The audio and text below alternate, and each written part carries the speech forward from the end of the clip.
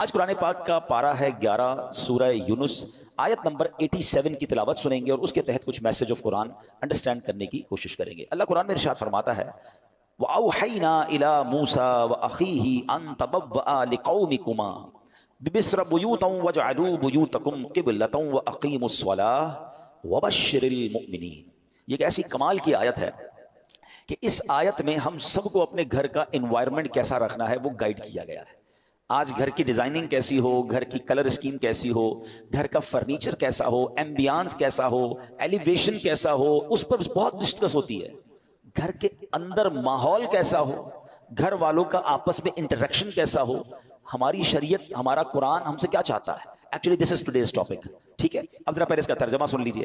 اللہ قرآن مجید میں ارشاد فرماتا ہے، آسان ترجمہ قرآن کنز العرفان، اور ہم نے موسیٰ اور اس کے بھائی کو وحی بھیجی کہ مصر میں اپنی قوم کے لیے مکانات بناؤ اور اپنے گھروں کو نماز کی جگہ بناؤ اور نماز قائم رکھو اور مسلمانوں کو خوشخبری سناؤ۔ سبحان اللہ۔ تو پتہ چلا کہ یہ قرآن نے جو حضرت موسیٰ علیہ السلام کو اللہ کریم نے جو یوں سمجھیے آرڈر دیا یا اس کی گائیڈ لائن دی، وہ کیا ہے، انشاءاللہ اس کو ہم سمجھتے ہیں۔ پہلے ایک بات سمجھ لیجئے کہ اللہ کریم کی ہمارے پاس ہم پر کروڑوں نعمتیں ہیں، ایک اہم ترین نعمت ہمارا گھر بھی ہے۔ گھر چاہے جھوپڑی کی صورت میں ہو، محل ہو یا چھوٹا ہو، بڑا ہو، عالی شان گھر ہو، گھر آخر گھر ہی ہوتا ہے۔ حضرت انس بن مالک رضی اللہ عنہ فرماتے ہیں نبی پاک جب بستر پر تشریف لاتے تو کتنی خوبصورت دعا ہے وہ فرماتے، یہ دعا بھی ہے اور ہم سب کے لیے میسج بھی ہے۔ اللہ کے نبی دعا فرماتے الحمدللہ الذی اطعمنا وسقانا وکفانا۔ ترجمہ کیا ہے؟ سب تعریفیں اللہ پاک کے لیے ہیں جس نے ہمیں کھلایا پلایا، ہماری ضرورت پوری فرمائی اور ہمیں ٹھکانہ عطا فرمایا۔ کتنے ایسے ہیں جن کے پاس بقدر کفایت اسباب نہیں، کتنے ایسے ہیں کہ جن کا کوئی گھر نہیں ہے۔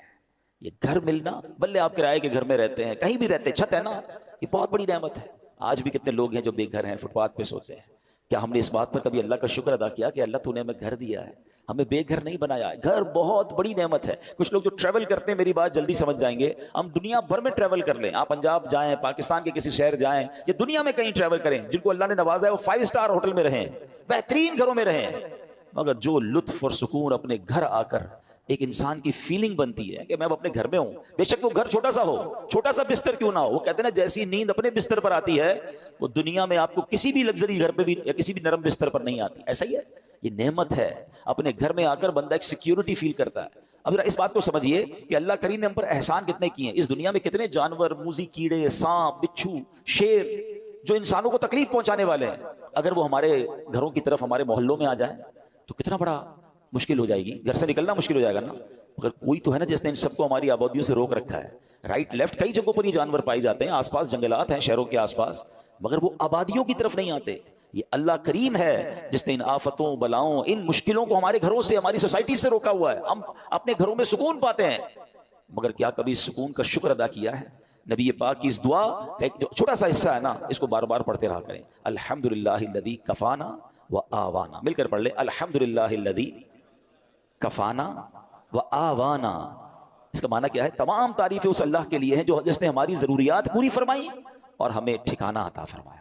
ہم اللہ سے دعا کرتے ہیں اللہ ہمیں اپنے گھر میں اور برکت نصیب فرما، ہمارے گھر میں ہماری حفاظت فرما، ہمارے گھر والوں پر رحمت کی نظر فرما۔ اے اللہ دنیا میں ٹھکانہ دیا ہے، جنت میں بھی ٹھکانہ عطا فرما۔ شکر ادا کرو گے نا، کہتے ہیں نا لئن شکرتم لازیدنکم، تم میرا شکر ادا کرو گے میں تمہیں اور عطا کروں گا۔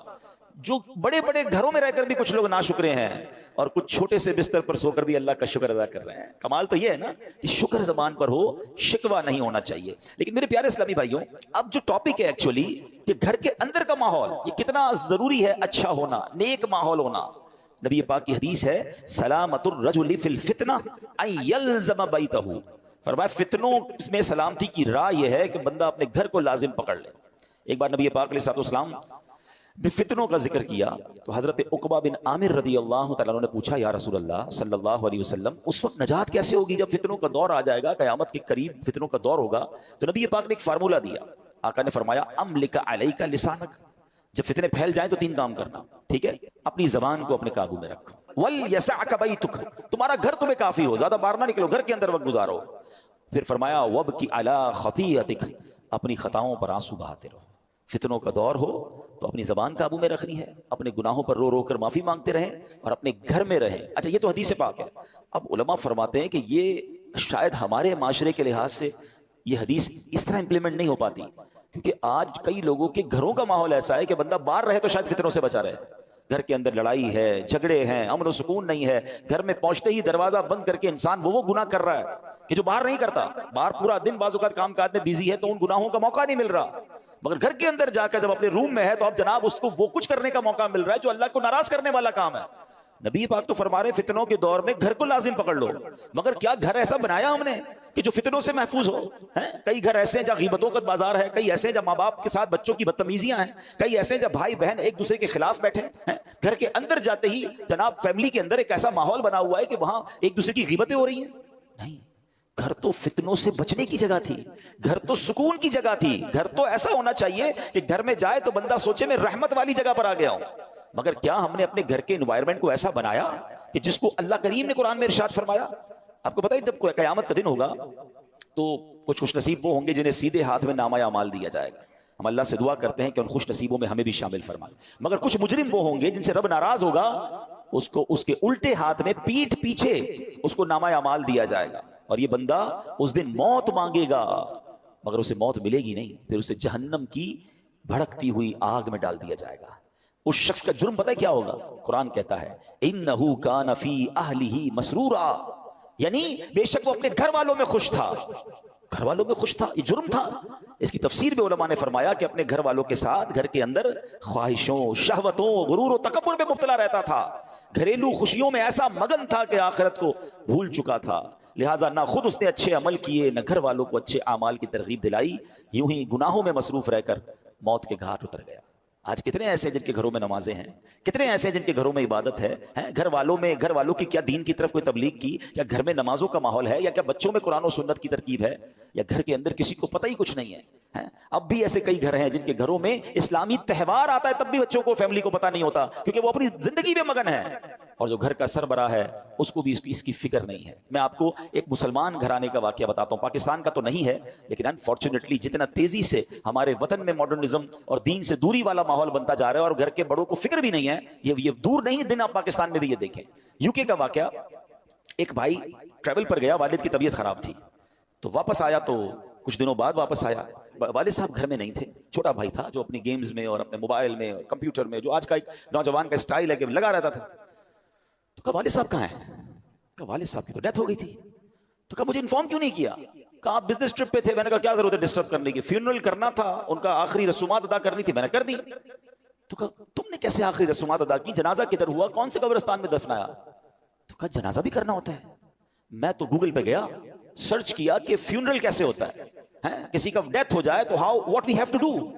تو گوگل نے مجھے 4-5 آپشن دیے، میں نے سب سے سستا والا جو آپشن تھا ان پر کال کیا، وہ آئے اور ابو کو لے گئے، بس فنش۔ تو اس نے کہا یہ تم نے کیا کیا؟ آپ کو پتہ کیا ہوا اس مسلمان والد کے ساتھ؟ جب سرچ کیا کہ کس فیونرل والے کو دیا ہے، تو جو سب سے سستا آپشن تھا کہ وہ میتوں کو آگ لگایا کرتے تھے۔ اس نے یہ نہیں، اس کو یہ پتا بھی نہیں تھا کہ جنازہ کچھ ہوتا ہے، اس کو یہ نہیں پتا تھا غسل میت ہوتا ہے، اس کو یہ نہیں پتا تھا کہ جناب قبرستان میں دفن کیا جاتا ہے۔ میں مسلمان گھرانے کی آپ کو واقعہ سنا رہا ہوں جو میں نے خود جا کر سنا ہے۔ اب مجھے بتاؤ، اس بچے کا قصور تو تھا مگر کیا والد کا قصور نہیں تھا؟ اس کا مطلب والد کسی جنازے میں بیٹے کو لے کر نہیں گیا ہوگا، اس والد نے موت اور قبرستان کے بارے میں، تدفین اور غسل کے بارے میں نہیں بتایا ہوگا، ہر چیز بچوں کو دلا دی مگر نہ سکھایا تو دین نہ سکھایا۔ میں اور آپ دنیا سے جانے والے ہیں، ہم سب نے مرنا ہے، اور اس والد کی قسمت کتنی پیاری ہوگی کہ اس کے مرنے کے بعد اس کی اولاد اس کے لیے دعائے مغفرت کرے، اس کے لیے ایصال ثواب کرے، مگر یہ سکھائیں گے تو کریں گے نا۔ ہمارے بچے تو زندگی میں ہمارے سامنے نماز نہیں پڑھ رہے، ہمیں ٹینشن نہیں ہے۔ میں سچ بتاؤں آپ کو، زندگی میں کچھ کر سکیں یا نہ کر سکیں، اپنے بچوں کو کسی طرح 5 وقت کا نمازی بنا جائیے گا۔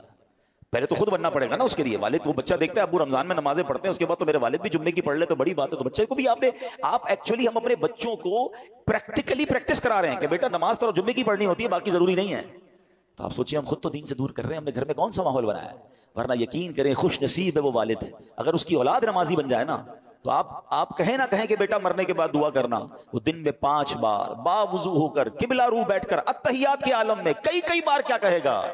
ربنا اغفر لی ولوالدی وللمؤمنین یوم یقوم الحساب۔ ہائے، اور کیا چاہیے اس والد کو قبر میں کہ فجر ہو تو اس کا بیٹا، اس کی بیٹی، اس کے بچے دعا کر رہے ہیں، اللہ میرے ماں باپ کو بخش دے، ظہر میں دعا کر رہے ہیں، عصر میں دعا کر رہے ہیں۔ मगर घर में नमाजों का माहौल ही नहीं है। ईद की नमाज पढ़ ली तो पढ़ ली, अब तो जुम्मे की नमाज भी लोगों की सुना कज़ा होने लग गई। नोबडी हैव टेंशन, अपने लिए भी टेंशन नहीं है, बच्चों के लिए भी नहीं है। कुरान की आयत पुकार पुकार कर कह रही है कि घर बनाओ और उस घर में नमाजों का एहतमाम करो। खुदारा अपने घर के माहौल पर तवज्जो दीजिए। ये सरमाया है, ये औलाद, ये फैमिली, ये घर, ये हमारा फल है। अगर घर में कुरान और हदीस और नमाजों का मामला होगा तो सुभान अल्लाह। ऐ मेरे प्यारे इस्लामी भाइयों, कुरान ने क्या कहा कि मिस्र में अपनी कौम के लिए मकानात बनाओ। नॉट ओनली मकानात, डिफेंस में घर होना चाहिए, फला सोसाइटी में घर होना चाहिए, यहां तक तो हमारी प्लानिंग है कि घर अच्छा हो, ब्यूटीफुल सोसाइटी में हो। आगे कुरान कहता है वजअलू बुयूतकुम, और अपने घरों को नमाज की जगह बनाओ और नमाज कायम रखो। और जो ये करता है उसको क्या मिलेगा? वबश्शिरिल मुमिनीन, कुरान कहता है मुसलमानों को खुशखबरी सुनाओ। खुशखबरी मिलनी है, रहमतें मिलनी है, आफियतें मिलनी हैं अगर घर में नमाजें हैं। ऐ मेरे प्यारे इस्लामी भाइयों, अल्लाह के प्यारे हबीब अलैहिस्सलाम फरमाते हैं इजअलू फी बुयूतिकुम मिन सलातिकुम वला तत्तखिदुहा कुबूरा। फरमाया कुछ नमाज घर में भी पढ़ा करो, घरों को कब्रिस्तान न बना दो। इसका मतलब ब्यूटीफुल हाउस है, एक्स्ट्रा एम्बियंस है, शानदार फर्नीचर है, सब कुछ है मेरे और आपके घर में, स्टैंड बाय जनरेटर्स हैं, और अगर नमाज नहीं है ना तो वो घर कब्रिस्तान है। हम समझ रहे हैं इतना लग्जरी घर को कब्रिस्तान? नबी पाक फरमा रहे हैं घर में नमाजें पढ़ो। ये मर्दों के लिए तो यही हुक्म होगा कि मस्जिद में आके पढ़ें, मगर कुछ नवाफिल घर में भी पढ़ें, कभी इशराक चाश पढ़ें, कभी तहज्जुद पढ़ें, कभी दीगर नमाज के नवाफिल पढ़ें। मगर खवातीन घर की, बच्चे, यानी घर में अल्लाह करे ऐसा माहौल हो कि जब नमाजों का वक्त आए तो एक कमरे से तिलावत की आवाज आ रही हो, कहीं से नमाजों की पता चल रहा हो। माशाअल्लाह कितने खुश नसीब है वो लोग जो घर जाते हो तो घर वाले नमाजें पढ़ रहे हैं। ऐ मेरे प्यारे इस्लामी भाइयों, एक और जगह प्यारे आका फरमाते हैं अक्रिमू बुयूतकुम बिबादी सलातिकुम, यानी कुछ नमाजों के जरिए अपने घरों की इज्जत बढ़ाओ। आप चाहते हैं ना घर की इज्जत बढ़े? आए है जिस घर में नमाजें होती हैं, नबी पाक ने फरमा दिया तो हक है उस घर की पूरे मोहल्ले में इज्जत हो जाएगी। आज भी देखिए उलमा के घर, इमाम साहिबान के घर लोग दुआ करवाने आते हैं, घर में नमाजें हो रही हैं ना, इबादत हो रही है, अल्लाह उस घर को मुमताज कर देता है। हम समझते हैं एक्स्ट्रा लाइट लगाऊंगा, जरा खूबसूरत एलिवेशन करूंगा, जरा हटके डिजाइनिंग करूंगा तो वो सबसे मशहूर हो जाएगा। नहीं, इज्जत देने वाला रब है और अल्लाह के सबसे मुअज़्ज़ज़ बंदे हैं। अल्लाह की मखलूक में सबसे बढ़कर इज्जत वाले कौन है? हमारे आका अलैहिस्सलाम है। वो फरमा रहे हैं कि कुछ नमाजों के जरिए अपने घरों की इज्जत बढ़ाओ। नमाज के बारे में एक और हदीस सुनो, अस्सलातु इमादुद्दीन, नमाज दीन का सुतून है। मुझे बताए ना, हमारे घर के पिलर निकाल दें तो घर तो गिर जाना है ना। ये तो ईमान का पिलर है, मगर इसकी फिक्र नहीं है। तो है मेरे प्यारे इस्लामी भाइयों, हमें अपने घरों के माहौल को अच्छा करना है। अपने बच्चों की तरबियत की फिक्र कीजिए, उन्हें वक्त दीजिए। आजकल जो माहौल है, मैं इशारा करके गुजर जाऊंगा, हर थोड़े दिनों बाद आपको सोशल मीडिया पर न्यूज़ मिल रही हैं, इलेक्ट्रॉनिक प्रिंट मीडिया में न्यूज़ मिलती है कि फलां बच्चे ने फलां काम कर दिया, फलां ने फलां को कत्ल कर दिया, फलां ने फलां को जला दिया, फलां फलां स्कैंडल में पकड़ा गया, फलां जनाब मुंशियात में मामलात में आ गया, फलां ड्रग्स का काम कर रहा है, फलां कंप्यूटर पे बैठ के क्या कुछ कर रहा है, स्कैम्स कर रहा है। ये हमारे इलाके में, हमारे शहरों में, हमारे मुल्कों में हो रहा है ना। हम क्यों इंतजार कर रहे हैं कि ये आग मेरे घर में जब आएगी फिर गौर करूंगा? इससे अंदाजा कीजिए, ये सिम्टम्स होते हैं, ये इशारे होते हैं कि माशरा किधर जा रहा है। माँ बाप को फिक्र नहीं कि बच्चे घर में क्या कर रहे हैं। इतनी दूरी मत रखें अपनी फैमिली के साथ। याद रखिए, कोई बड़ा डिजास्टर हो इससे पहले आंखें खोलिए ना। हमारी बच्ची कहां जा रही है, हमारा बेटा कहां जा रहा है, वो किससे मिल रहा है, कोई फिक्र नहीं है। वो कहते हैं ना अपने बच्चों के तुम दोस्त बन जाओ, इससे पहले कि कोई ऐसा दोस्त बन जाए जो उसकी आखिरत और दीन और दुनिया सब बर्बाद कर दे। बहुत बुरा हाल है। प्लीज थोड़ा वक्त दीजिए। अच्छी तरबियत, ये तरबियत नहीं है कि आप भी नमाज़े कज़ा कर रहे हैं और बच्चे भी नमाज़े कज़ा कर रहे हैं। आप भी नमाजी बने, हम भी नेक बने, आप भी माशाल्लाह तिलावत की तरफ आए, बच्चों को ऐसे प्रोग्राम्स में लेकर आए, बयानात में लेकर आए, मदनी चैनल घर पे बैठ के दिखाएं। हम आपकी सपोर्ट चाहते हैं, और ये क्यों चाहते हैं? ताकि मुसलमानों के घर जन्नती घराने बने ना। अब आखिर में एक दुआ सुन लीजिए, आमीन भी कहिएगा, हो सके तो याद कर लें, हो सके तो हर नमाज के बाद ये दुआ करें, अल्लाहुम्मा रब्बना हब लना मिन अज़वाजिना व ज़ुर्रिय्यातिना कुर्रत अयुनिन वजअलना लिलमुत्तक़ीना इमामा। आमीन। नबी पाक की दुआ करते थे। तो अपने बच्चों के लिए, अपनी फैमिली के लिए दुआ भी करें, लेकिन ये सब चीजें बदलेंगी कैसे? जब हम बदलेंगे, हम अच्छे माहौल में आएंगे। मैं आपको ऑफर करता हूँ, दावत इस्लामी मर्दों के लिए इज्तिमा अलग करती है, खवातीन के लिए इज्तिमा अलग है, बच्चों के लिए मदरसे अलग हैं, स्कूल्स इस्लामिक अलग हैं, इंस्टीट्यूट्स अलग हैं। हम अगर बदलना चाहते हैं और फैमिली को बदलना चाहते हैं और अपने बच्चों को अपनी मगफिरत का जरिया बनाना चाहते हैं, देयर इज अ वे।